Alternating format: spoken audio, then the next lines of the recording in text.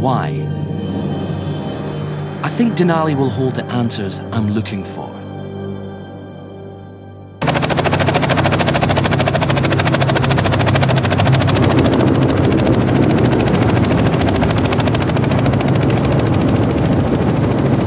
You only have to get up a little ways in a helicopter to realise that the signs of man in this part of the world is negligible. Few buildings, few roads. Other than that, it is just trees, rivers, mountains. It's easy to appreciate that Alaska is one of the world's great wildernesses.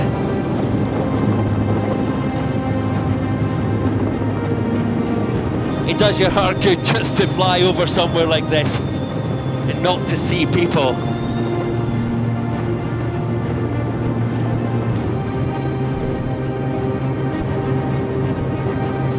Wolves can live in this environment year-round with nothing other than their cunning and the coats on their backs. They'll go to wherever they can find food. So down here we've got caribou, we've got sheep, and wherever you find those animals, you stand a chance of finding wolves. I'm heading deep into the park for the night, away from the roads, away from any other people.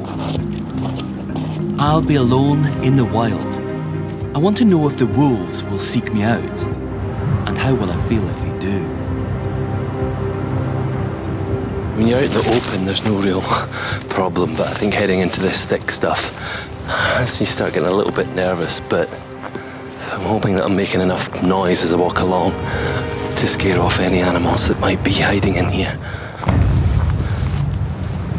This is quite interesting. We've got sign of predator and prey in exactly the same spot. We've got moose droppings and we've got wolf scat, old and dry. So this is the first clear sign that I've actually seen of wolves out here. So there are wolves around. I haven't seen them, but they will know I'm here. And it's not just wolves. Just about 100 metres from where I'm going to spend the night are 2 grizzly bears. I want to let them know I'm here, and then they should keep their distance. Hey bear! Hey bear! Don't seem too phased. Nothing I do deters the bears. They make steady progress towards my tent. It's great to be away from all signs of man, but as night approaches, I'm beginning to wonder if I'm doing the right thing.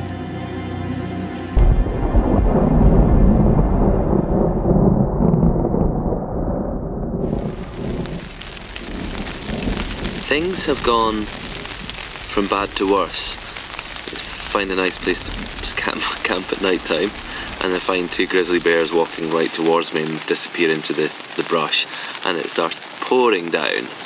Probably very little chance that I'm going to get much sleep because the bears didn't seem to move away, and I would say a reasonable chance that the bears are going to come up and check out my camp. So yeah, I think it's going to be quite an interesting night.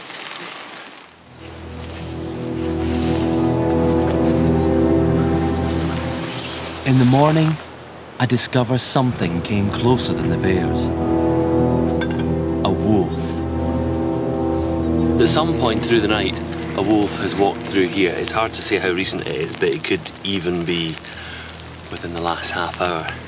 So you've got the scat here, and he's scraped the ground here with his back legs. The wolf that walked along this path would have absolutely have known that I was there. Their sense of smell, sense of hearing is much better than mine. This is an animal that certainly doesn't see me as food and doesn't associate human beings with food. Just carried on walking along his path, looking for his next meal.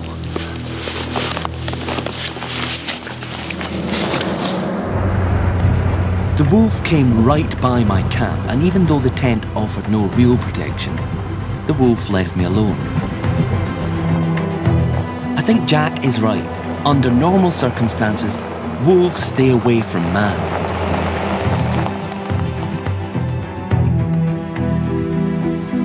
I spend hours, days, driving the road but see no wolves. They seem reclusive, but maybe it's something more. The man to talk to is Tom Meyer, who has studied the Denali wolves for more than 14 years. Denali was sort of the place where the idea of protecting the predators was invented. So all the parks in the lower 48 states had their wolves eliminated. And it was finally when they got around to figuring out how to manage wolves in Denali, they suddenly realized that maybe we have another strategy here. The strategy? To keep wolves and people apart. There's only one road through the park, and when the wolves are denning, the areas around the dens are closed to hikers. You must stay at least 20 meters away from a wolf. And you must never feed one. And if a wolf does come too close, well, the park has an effective way of making sure that wolf won't want to be near people again.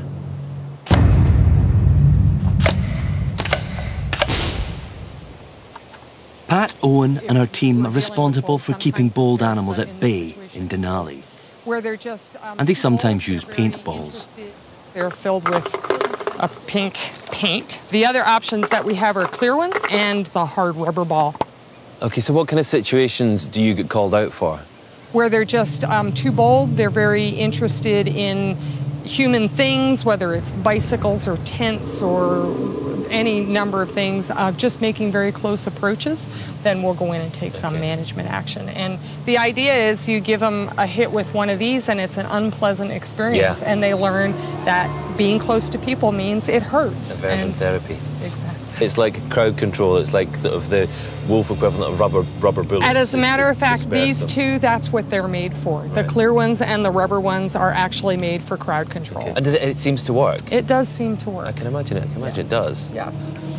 Okay, I've got to hit it first time. Oh, rubbish. Oh, no. Oh, good shot. You must have gotten a clear one. It looked like. So why is it so important that wolves are kept away from people? Even though, you know, probably more than 99% of the time, they're not dangerous. They are powerful animals, and there are reports all around the world of wolves causing injury to people, killing people. We just don't want that to happen. We want to lessen the potential that that could ever happen here, and that separation between wolves and people is the way that we do it. Yeah. Any wolf that's been hit by a paintball is going to change its behavior. That's our hope. Some might think they go to extreme lengths here to keep wolves away from man. But if wolves have a healthy fear of humans and don't associate people with food, then they won't become a threat. Here they've been closing the areas around these dens for 40 or 50 years because of the potential for people interfering. But I think anytime you have wolves around people, somebody will sooner or later throw something. You know, Yeah. Throw them a hot dog. Was someone in Chignik Lake feeding the wolves? Or were the wolves finding food near the village and that was drawing them in?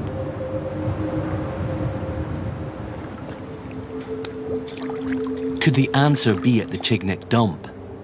My camera traps caught a bear here. What was it the bears were after?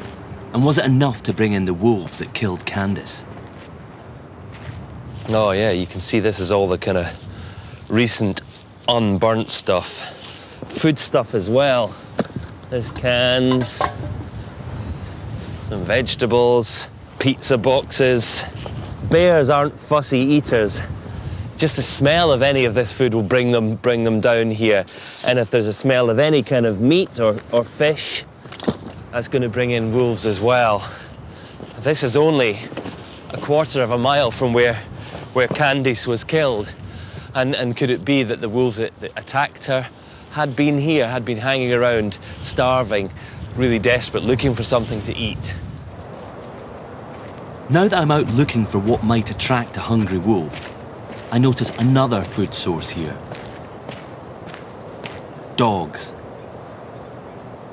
Dogs are well known to be easy pickings for wolves. so the wolves may have been drawn in by the dump and the numerous dogs. But many people around Chignik saw the wolves, and they were left alone. Something made Candace the victim. I'm going to meet the survivor of another wolf encounter to find the answer. I'm on my way to meet a woman who was out jogging in a forested military base on the outskirts of Anchorage. She was chased by a pack of wolves.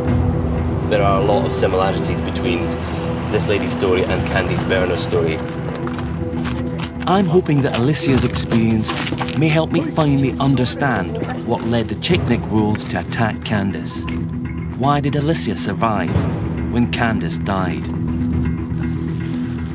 Well, we did know there was a problem due to a couple weeks before there was a dog taken by a wolf. So had it been killed and eaten? Yes. And so that day, did you have your dogs with you? Well, when we went running, I had 2 other girlfriends of mine with me and 3 dogs total. It was my girlfriend and I up front and another girlfriend right behind us. And I looked and there was a wolf probably like 3 feet from her leg. Whoa. So as I turned and screamed wolf, she turned and you panned like 10 more a couple yards away. 10 more wolves? Yeah. You're kidding. And a whole pack. And then she screamed literally bloody murder. That's one thing I still remember is it came from here and it went from her toes. She just collapsed as she said it. What are the dogs doing at this time? Are they actually confronting the wolves? He was just barking, barking, barking. And all that time, we were just screaming at the wolves. We'd end up taking turns. We were so out of breath and, adrenaline and walking backwards, keeping our faces to them. Every time we would turn to go faster, they'd come up on us faster. They're circling us, and you're howling. So how long do you think they were actually with you? I want to say 15, 20 minutes, or maybe. Time. And 2 of them stayed and watched us make it to the car. So that's incredibly bold for them all to come up, and that's not. Well, they had their one main leader, which I'll remember forever. Black with yellow eyes. I will remember that one. Like Candace, Alicia and her friends' actions may have accidentally drawn the wolves' attention. You were all running. You were running. Yeah. Friends were running. Dogs were running. Yep. Because it's that thing that's sort of the chase response. When wolves see an animal moving fast, especially if somebody doesn't know that they're there, they just keep this chase up just as an instinctive thing. There's a lot of similarities between Alicia's story and the story that Candice Berner might have told had she survived her encounter with wolves. He was somebody running in a fairly wild area that was approached by very bold wolves. In both incidents, wolves may have been attracted to the area because of dogs, but they didn't attack Alicia. I think the big difference in Alicia's story was that she saw the wolves and did the right thing. They stopped and they confronted the wolves. And sadly for Candace, she probably didn't know the wolves were there until they were actually literally nipping at her heels.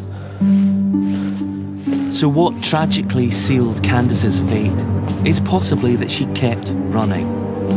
She was wearing headphones. She didn't hear them coming. And the wolves' predatory chase instinct kicked in. But I've also realised there's a wider and more menacing issue here. There was nothing to stop the wolves attacking and killing Candice Berner because they, unlike the Denali wolves, were not afraid of man.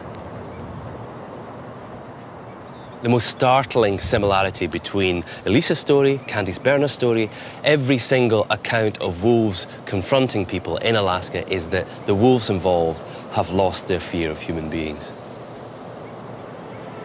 The Chignik Lake wolves were possibly starving. They were in and around the village looking for food, seeing people more and more often, and getting used to them. Habituation, it seems, could be the most dangerous element of all. I want to know Jack's take on it. I think this habituation may have been partly caused by man. Has overhunting of prime bulls for trophies affected the breeding success of Alaskan caribou? To such an extent that wolves now have to adapt to find new sources of food. If their prey base has declined, like near Chignik, the Alaska Peninsula herds, the North and South Peninsula caribou herds have crashed from reproductive failure.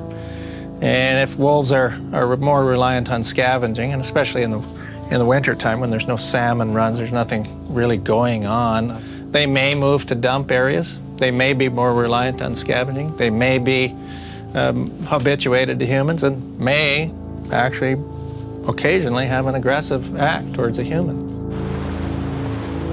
If the natural balance has been thrown out, then this rare occurrence, this tragic event, may be a glimpse into the future. A glimpse of the conflict that could lie ahead.